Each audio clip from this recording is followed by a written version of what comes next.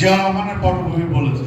আমি শুধু আমার ছাত্রদল, যুবদল, স্বেচ্ছাসেবক এবং বিএনপির উদ্দেশ্যে একটু কথা বলতে চাই। সেটি হচ্ছে, জিয়া রহমান এমন একটি ব্যক্তি ছিল যার কারিশমাটিক গুণ বলে বোঝানো যাবে না।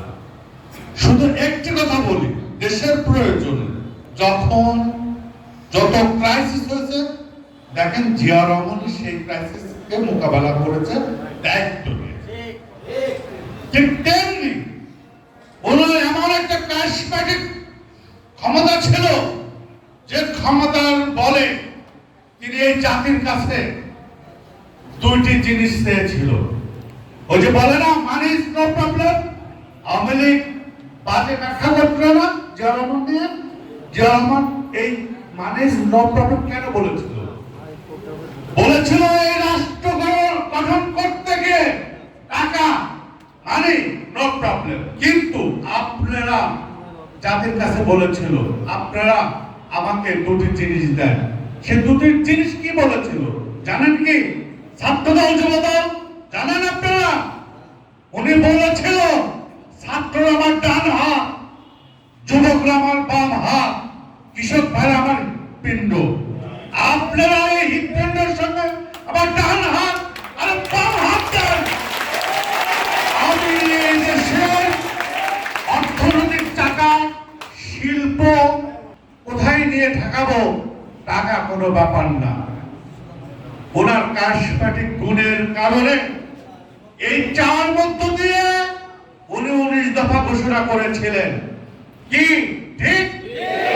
এই 19 দফা এমন এক কারিশমাটিক ছিল যে আমরা সেই 19 দফা কে স্মরণ করে ধারণ করেছি, লালন করেছি। যারা পুরাণ আছে তারা জানে জিয়া রহমান কি পার্টি চালিয়েছিল। যুব সম্প্রদায় সন্ধ্যার পরে গ্রামগঞ্জে হারিকেন জ্বালিয়ে বিনামূল্যে শিক্ষা ব্যবস্থাকে ত্বরান্বিত করেছিল। কি মনে আছে? আর এই ছাত্রদেরকে উৎপাদনমুখী শিক্ষা ব্যবস্থার যে স্বপ্ন দেখেছিল, সেই 19 দফা ধারণ আর লালন করে বাংলাদেশের মানুষের কাছে অল্প সময়ের মধ্যে বিএনপি অতি জনপ্রিয় হয়ে উঠেছিল। অতএব আজকে ছাত্রদল, যুবদল, স্বেচ্ছাসেবক সহ বিএনপিকে আমি অনুরোধ করতে চাই, সেদিন জিয়া রহমানের যে 19 দফা বিএনপির নেতা কর্মী সকল স্তরের মানুষ ধারণ করেছিল, লালন করেছিল, যে স্বপ্নে বাংলাদেশ এগিয়ে গিয়েছিল, বাস্তবতা রূপ দিয়েছিল। আজকে কিন্তু আমাদের প্রাণপ্রিয় নেতা জনাব ভারপ্রাপ্ত চেয়ারম্যান তারেক রহমান, আগামীর বাংলাদেশ যিনি আমাদেরকে পথ দেখিয়েছেন, তিনি কিন্তু 31 দফা ওই 19 দফার ন্যায়ও দিয়েছেন। তাই আপনাদের কাছে অনুরোধ, আমরা যখন ছাত্র রাজনীতি করেছি ওই 19 দফাকে ধারণ করেছি, লালন করেছি। আজ আপনারা যারা ছাত্রতা, যুব নেতা, আপনারা যদি 31 দফাকে ধারণ করতে পারেন, লালন করতে পারেন, তবে এই বিএনপি আবার এই দেশের সফলতার মুখ দেখবে, অন্যথায় নয়।